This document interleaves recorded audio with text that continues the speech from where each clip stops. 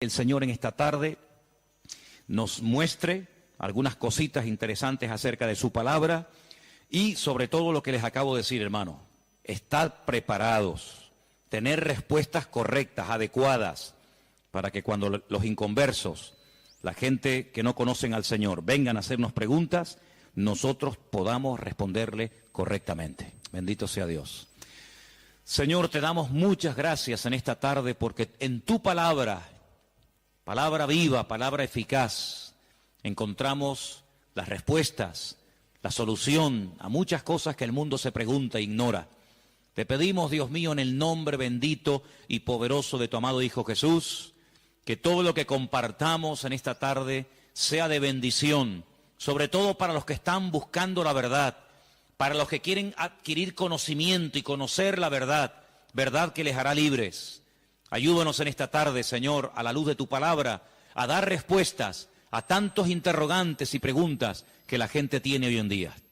Nos ponemos en tus manos y pedimos que nos des luz y claridad en tu palabra, para que podamos, Dios mío, creer adecuadamente, estar firmes en la fe, sin titubear, sabiendo en quién hemos creído. Ponemos este tiempo de estudio en tu palabra, en el nombre bendito de Jesús. Amén y amén. Bendito sea el Señor. Hermanos, quiero llevarles a 4 textos para comenzar. Y el primero va a estar en Jueces capítulo 11. Nos vamos a lo que llamamos Antiguo Testamento, al capítulo 11 del libro de los Jueces. Y vamos a leer concretamente el versículo 40. Jueces, repito, capítulo 11, versículo 40. Y dice la palabra del Señor lo siguiente. Presten atención a lo que dice ahí nuestro Dios. Jueces 11, 40. Y se hizo costumbre en Israel que de año en año fuesen las doncellas de Israel a endechar a la hija de Jefté, Gaaladita, 4 días en el año.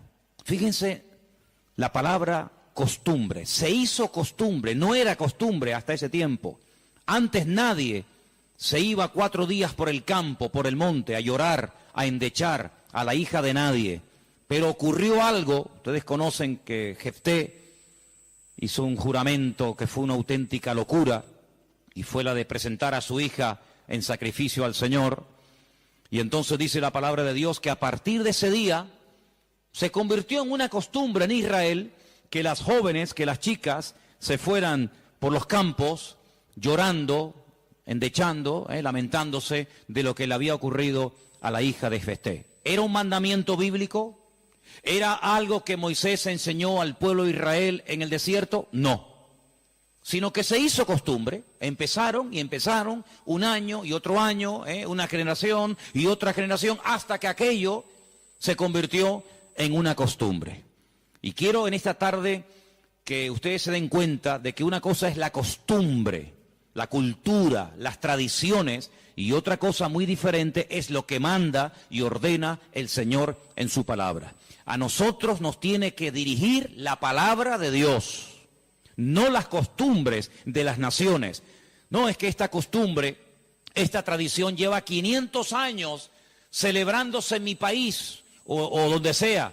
Bueno, los años que se llevan celebrando las costumbres, cualquiera que sean, no le dan credibilidad a la costumbre. Durante muchos siglos era normal salir a una plaza pública y torturar o quemar a una persona, y todo el mundo iba como si fuera un espectáculo público, ¿verdad? Porque era la costumbre de la época. Bueno, pero eso no significa que como era la costumbre, pues está bien. Cuidado, la palabra costumbre, hábito, aparece desde un punto de vista positivo y desde un punto de vista negativo. Por ejemplo, la Escritura dice en el Evangelio según San Lucas que el Señor Jesucristo, conforme a su costumbre, iba el sábado a la sinagoga. Bueno, pero es que hay costumbres buenas, ¿sí?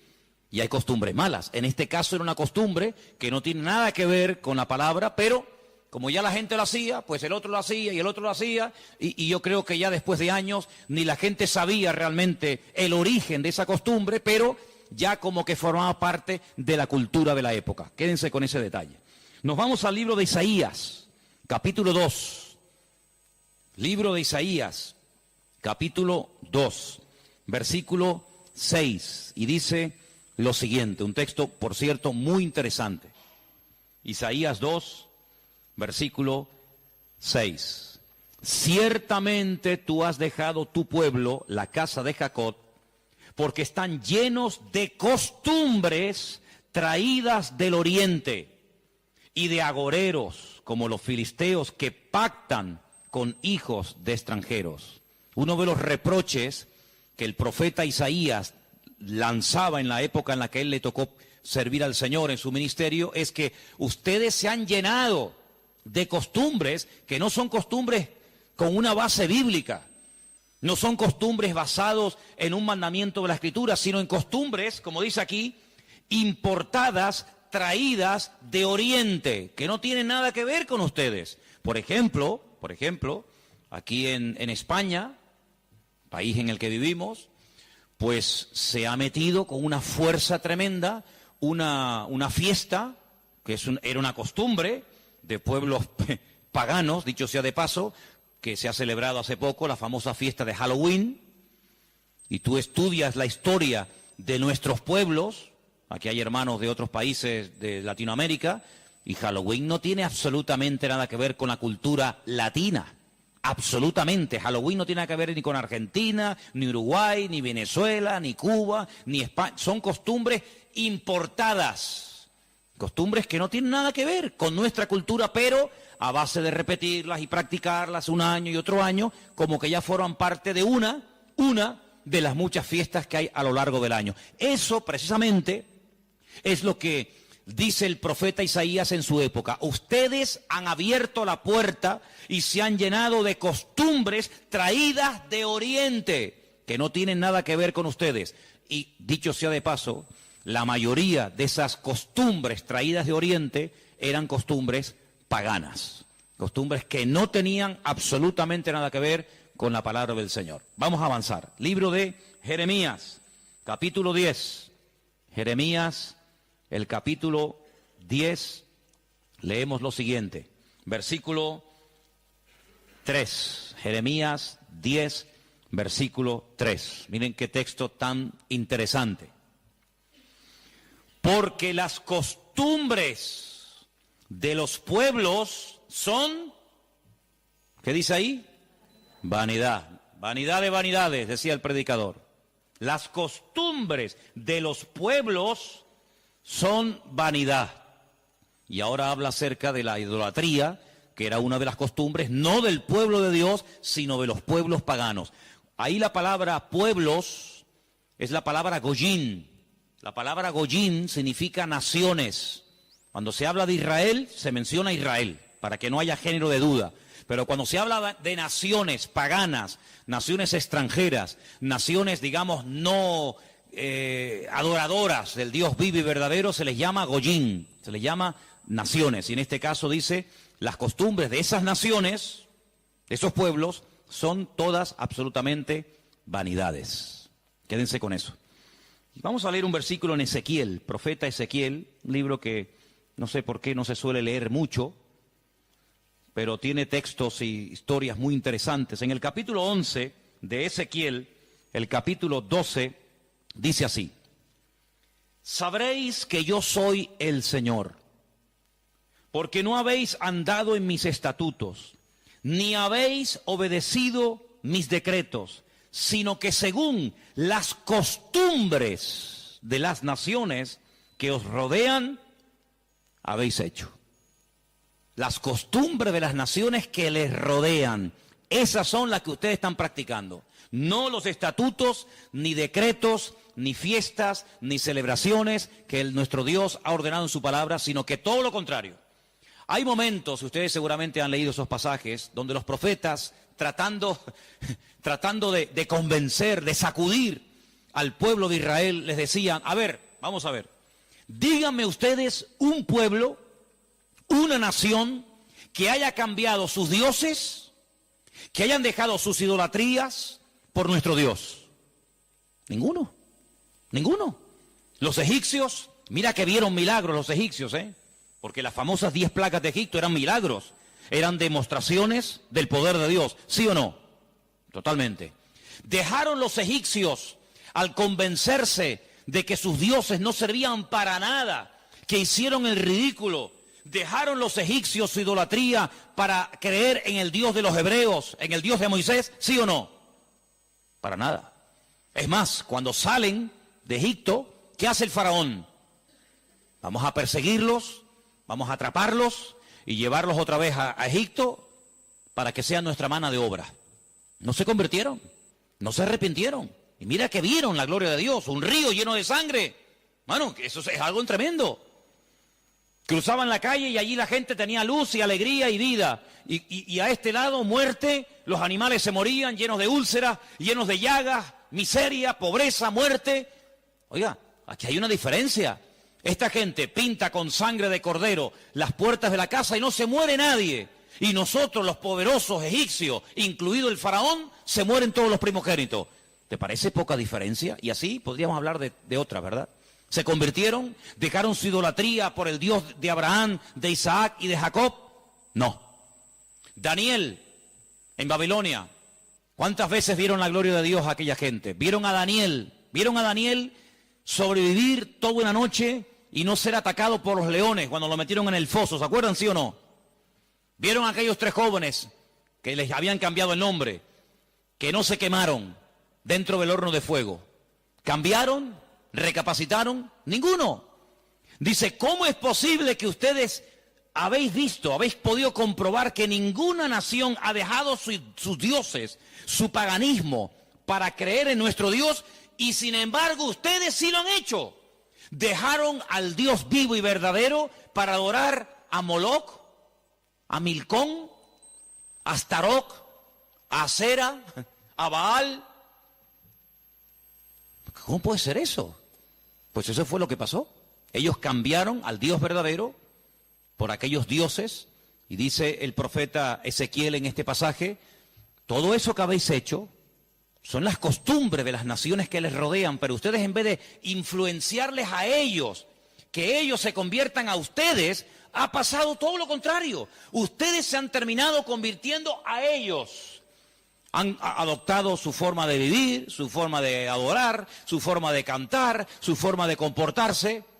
Y esto es algo realmente increíble, porque esto no ha pasado nunca, nunca en la historia de la humanidad. Una nación ha dejado el paganismo, ha renunciado 100% a toda esa mentira y ha abrazado la fe única y verdadera. Sin embargo, ustedes tenían al verdadero y lo han abandonado.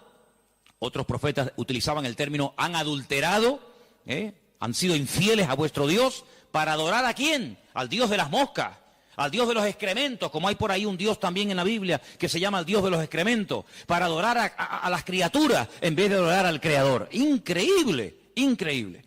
Entonces, los profetas que hemos leído, Jeremías, Isaías, Ezequiel y también en el libro de Jueces, dicen que todo eso, esas costumbres son todas vanidades. Y entonces nosotros como creyentes, que hemos, como dice la Biblia, pasado de muerte a vida, cuando nos convertimos al Señor, cuando salimos de donde hemos salido cada uno, pues tenemos con el paso del tiempo que no solamente decirle al Señor, Dios mío, gracias por haberme salvado, gracias por haberme perdonado los pecados, sino que quiero también pedirte, quiero que me ilumines, porque a lo mejor de mi antigua vida, cuando yo no te conocía, cuando andaba en la ignorancia, cuando estaba en la idolatría, en las costumbres que practiqué yo y mi familia durante toda la vida, Señor, quiero que tú me ilumines, por si acaso todavía puede ser que en mi vida, en mi familia, en mi forma de hablar, de pensar, de vestirme, etcétera, etcétera, todavía quedar algo que no está bien, pero que como lo hace todo el mundo, pues no parece que sea tan malo. Porque si os dais cuenta, hermanos, hay cosas que se hacen hoy en día que están mal, pero sin embargo, como las hace todo el mundo, no se ven mal. Por ejemplo, a mí una de las cosas que me llama la atención, cuando voy a lo mejor a algún supermercado, es que de un tiempo a esta parte, en la parte donde está todo lo que es los puros y los cigarrillos y todo esto, es increíble. ¿Os habéis dado cuenta lo que ponen como advertencia en las cajas de cigarrillos? El cigarrillo mata, ¿eh? El cigarrillo produce enfermedades pulmonares, cáncer, y esto y lo otro. Pero ¿quién hoy en día iría por la calle poniéndole una multa a una persona por fumar? Nadie. ¿Por qué? Porque como lo hace todo el mundo, ya forma parte de una vida normal, pues no se ve tan mal. Pero cuidado, el que lo haga mucha gente no significa de que esté bien, ¿sí o no? Entonces puede ser que a lo mejor algunos de ustedes en algún momento se ha sentido, perdonen la expresión, como un bicho raro en su puesto de trabajo, con los amigos, con la familia, con los vecinos, ¿sí o no? Porque resulta que todo el mundo ve bien, pues ciertas y determinadas cosas que cuando vamos al manual, cuando vamos a la palabra de Dios, resulta que no solamente están mal, sino que incluso son pecado y abominación ante los ojos de Dios. Vaya usted a una manifestación de miles y miles y miles de personas a favor del aborto y párese en esa marcha y diga que el aborto es un crimen, que es un asesinato y que eso es una abominación delante de Dios. ¿Lo matan? ¿Sí o no? ¿Lo matan? Párese usted en una manifestación donde están llevando a una virgen, a un patrón, a un santo y diga, ¿pero qué estáis haciendo? Si nuestro Dios prohíbe todo esto, si eso es abominación delante de nuestro Dios, si en la base mínima, que son los 10 mandamientos, ya se prohíbe categóricamente todo esto, ¿te matan? ¿Por qué? Porque es que esto se ha practicado. Y claro, después ves ahí al alcalde, y ves al teniente alcalde, y ves al concejal de no sé qué, y ves a fulanito de tal, y incluso al rey, y ves a la reina, y ves a la... Entonces parece que como que no está tan mal, porque lo practica mucha gente.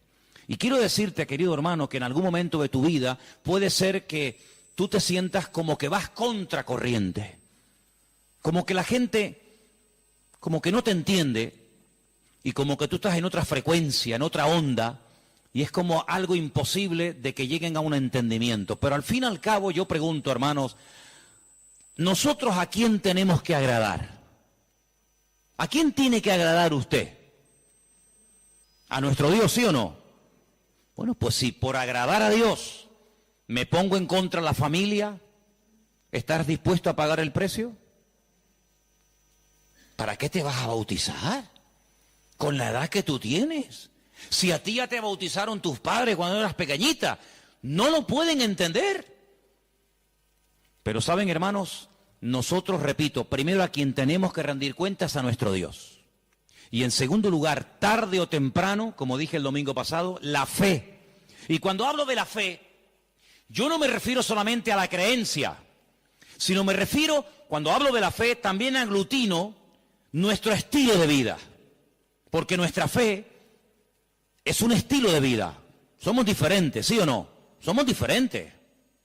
Somos diferentes a la hora de hablar, a la hora de pensar, a la hora de reaccionar ante una situación. Somos diferentes, lo queramos reconocer o no, somos gente diferente. Eso incluye también el concepto fe. No solamente que creo en un Dios, en un cielo, en un infierno, en la Biblia como palabra de Dios, sino que la fe me lleva a una serie de cambios. Bueno, pues en ese paquete de mi estilo de vida, yo tengo que pararme y decir, ¿lo que estamos haciendo forma parte de una base bíblica o de costumbres que se han ido traspasando de padres a hijos, de generación en generación? Y yo, como he formado parte toda la vida, evidentemente, de este sistema de vida del mundo, pues las he incorporado como algo normal, pero nunca me paré a preguntarme si lo que yo estaba practicando, si lo que yo estaba creyendo era de Dios o era algo totalmente antibíblico. ¿Quién te convenció a ti? ¿Cuándo te diste cuenta de que adorar imágenes no era de Dios? Algunos de ustedes lo hicieron toda la vida. Pero llegó un momento en el que dijiste, esto no es de Dios, ¿sí o no? El que fue ladrón, el que fue drogadicto, el que practicó la prostitución o cualquier otro pecado. Hay un momento en la vida en el que a la luz de la Escritura, oyendo los mensajes, las predicaciones, leyendo la Biblia, el Espíritu, ¡pam!, te golpeó, ¿sí o no? Te tocó y dijiste, que va, yo no puedo seguir por este camino. Y cuanto más profundices en la Biblia, cuanto más profundices en la palabra, te das cuenta de que uno tiene que cambiar en todo, en todo. Forma de hablar, a veces, ¿por qué no decirlo? Hasta en la forma de vestir, ¿sí o no? Hombre, vamos a ver, si, por ejemplo, una chica que está ejerciendo la prostitución esta tarde se convirtiera al Señor, seguramente la forma como esa chica se viste, que está diseñada para seducir, para atraer, para llamar la atención, pues cuando esa chica se convierta al Señor, lo más probable es que el Espíritu le ponga en su corazón que la forma como viste, pues es una forma que tiene una finalidad, pero que esa finalidad en absoluto la tengo que llevar a cabo en un culto. Por lo tanto, seguramente, en un momento determinado, el Señor le pondrá en su corazón, oye, vístete un poco más decentemente, más ¿sí o no? Seguramente que sí. Y el que toda la vida ha estado robando o toda la vida ha estado haciendo daño, seguro que el Espíritu le va a hablar en ese área de su vida. Pero luego hay otras cosas, como hemos leído, costumbres, que como que no las vemos tan mal. Y hemos visto a la luz de la palabra de Dios, solamente les di 4 textos, están ahí grabados por si los quieren después volver a leer, 4 versículos donde tenemos que analizar y preguntarnos las costumbres, no los mandamientos, las costumbres que estamos llevando a cabo son bíblicas, son de Dios. Y ahora vamos a pasar al tema que la gente nos pregunta mucho por internet. ¿Qué opinan ustedes acerca de estas fiestas navideñas? ¿Puede un cristiano? ¿No puede un cristiano? ¿Está bien esto? ¿Está bien aquello? Bueno, lo primero que tenemos que partir de la base es la siguiente. Nadie, absolutamente nadie, desde que el cristianismo o desde que Cristo vino a este mundo, y mira que lo han intentado, nadie sabe exactamente el día en el que nació el Señor Jesucristo. Nadie. A lo largo de la historia se ha especulado, incluso, si ustedes se meten a estudiar este tema, incluso algunos llegaron a predicar y a enseñar en sus respectivos congregaciones o ministerios que Jesús nació entre marzo y abril. Otros entre septiembre y octubre. Y así diferentes opiniones. Por lo tanto, partimos de la base de que, lógicamente, el Nuevo Testamento, porque el Antiguo no te lo va a decir, porque no había nacido, el Nuevo Testamento en ninguna parte te dice exactamente el día en el que el Señor Jesucristo nació. Nadie sabe absolutamente nada. Sí sabemos que murió en una época en la que los judíos estaban celebrando una fiesta llamada la Pascua.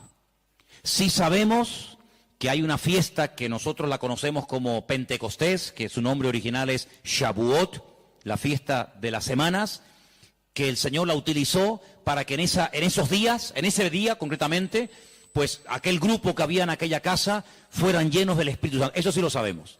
También podemos saber con exactitud que el Señor Jesucristo, la noche que fue entregado y en ese lapsus de entre una hora y otra, y fue a ser crucificado, se estaba celebrando la fiesta de los panes sin levaduras que se unía a la de la Pascua. Todo eso está clarísimo.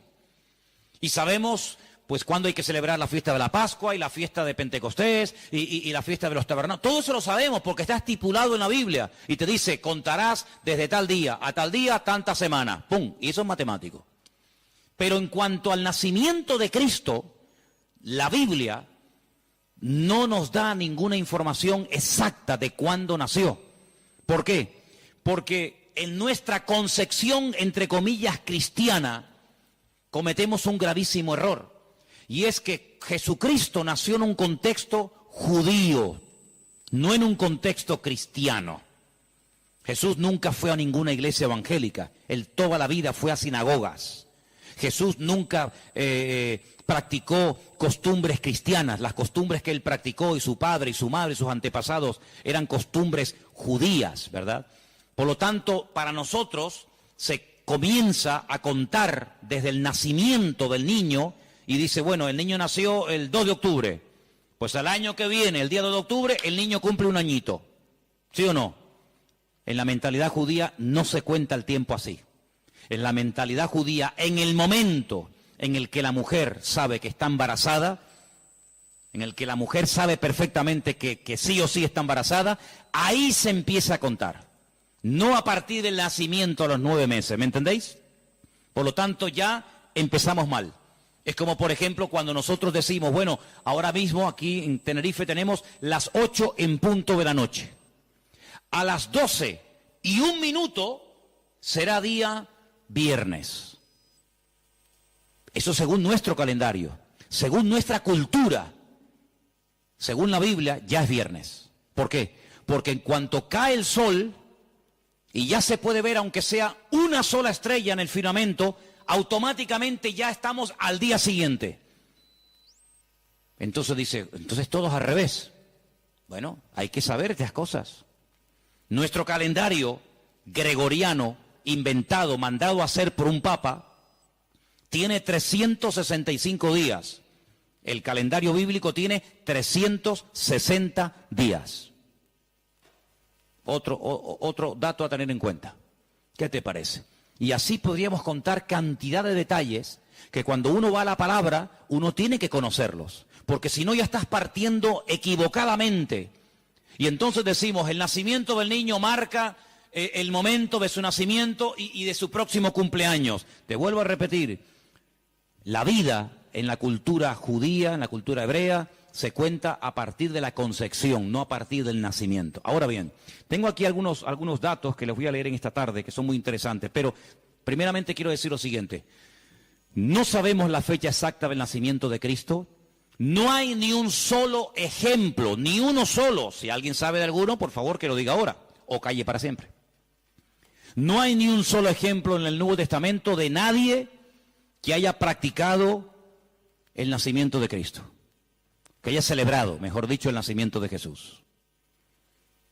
La única fiesta que nos obligó el Señor a recordar frecuentemente fue, dice, haced esto, háganlo en memoria de mí. Y cada vez que comáis este pan y cada vez que bebáis de esta copa, mi muerte estáis anunciando hasta que yo vuelva. Es una orden. Yo sé que hay movimientos cristianos o evangélicos que no practican esto de tomar pan y vino asiduamente, porque dicen que es algo simbólico. Bueno, yo solamente lo digo con todo mi respeto, no saben lo que se pierden. Y es una interpretación incorrecta. Yo creo que es bíblico y estamos todos de acuerdo, ¿sí o no? O sea, hay que partir del pan y el vino. Hombre, hay iglesias que lo hacen todos los domingos. Elena, por ejemplo, se crió en una iglesia que todos los domingos, sí o sí, todos los domingos a la mañana, se llama culto de comunión. Por eso, porque se da la comunión.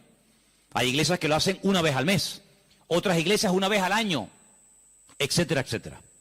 Pero que hay que hacerlo, hay que hacerlo. Pero Jesús nunca dijo, los discípulos nunca dijeron, Pablo nunca escribió, Pedro nunca escribió, Santiago nunca escribió, ningún discípulo escribió, y también tenéis que recordar todos los años el nacimiento del Mesías. No. Mira, recordamos cuando partió el pan y el vino e inauguró el nuevo pacto. Recordamos su muerte, claro. Recordamos su resurrección. Recordamos la venida del Espíritu Santo en el día de Pentecostés. Recordamos un montón de cosas, pero bíblicamente no te puedo demostrar, no lo puedo hacer. Te estaría mintiendo. No te puedo demostrar bíblicamente que los primeros cristianos celebraban el nacimiento de Cristo. No lo hacían. Ni siquiera es un mandamiento de la Biblia el celebrar dicha fiesta. Entonces te estoy dando información para que lo sepas. La fecha exacta del nacimiento de Cristo no se encuentra registrada en el Nuevo Testamento.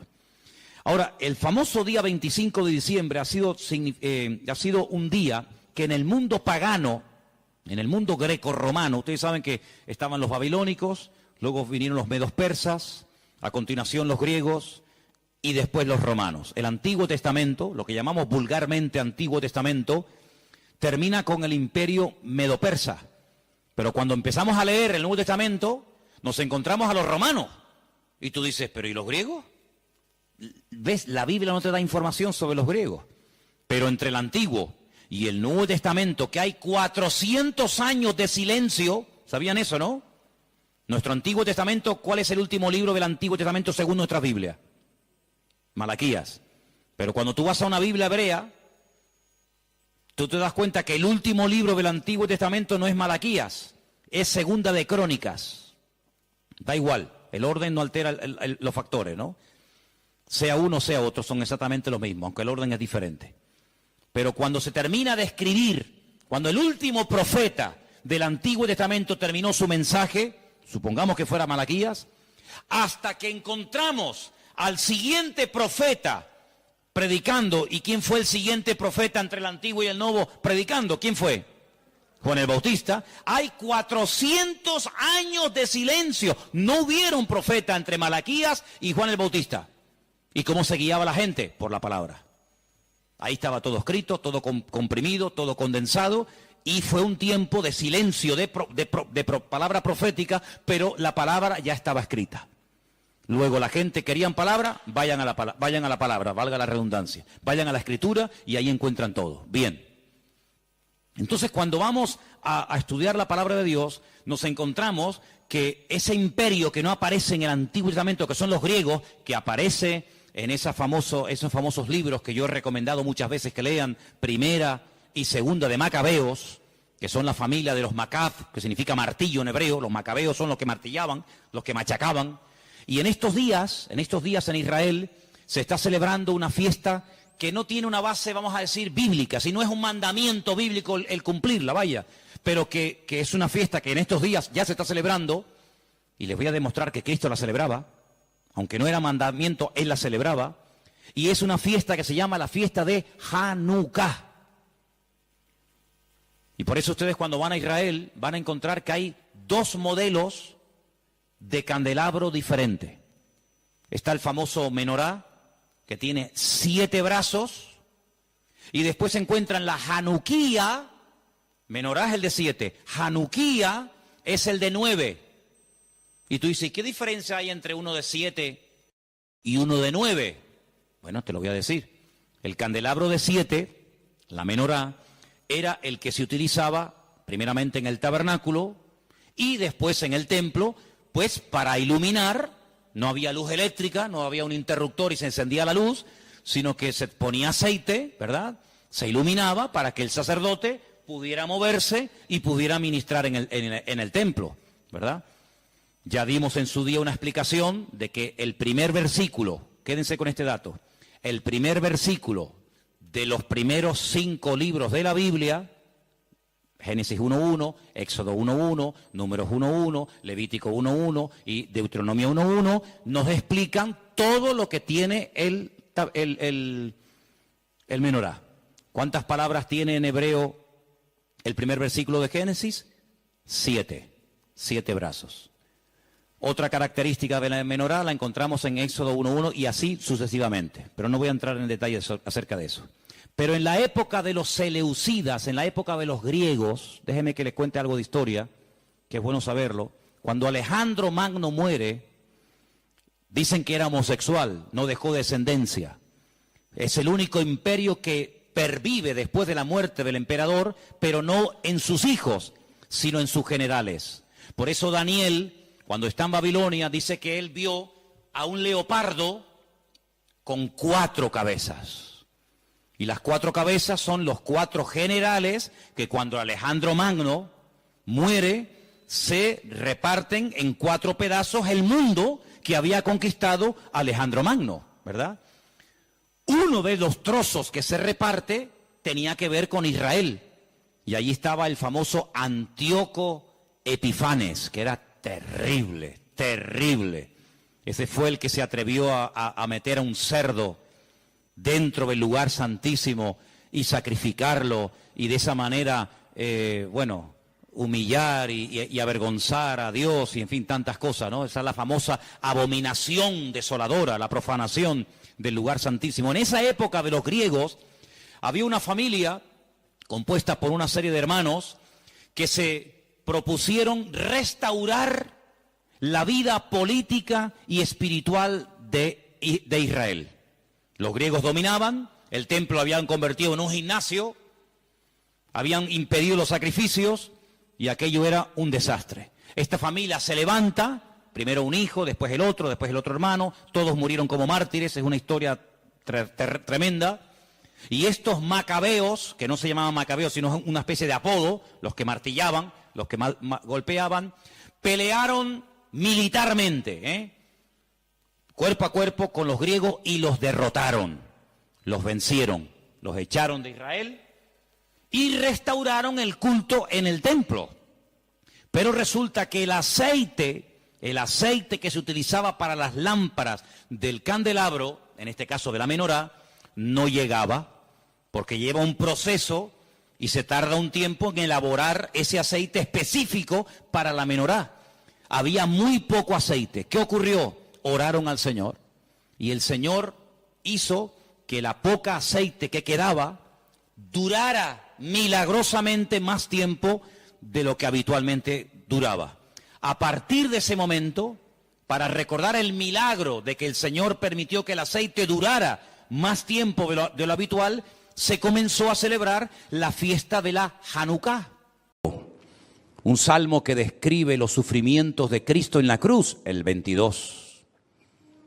Hay salmos que son oraciones, por ejemplo el 90, el Salmo 90, que por cierto mi suegra Esperanza se lo sabe de memoria, con la edad que tiene, es una oración que hizo Moisés.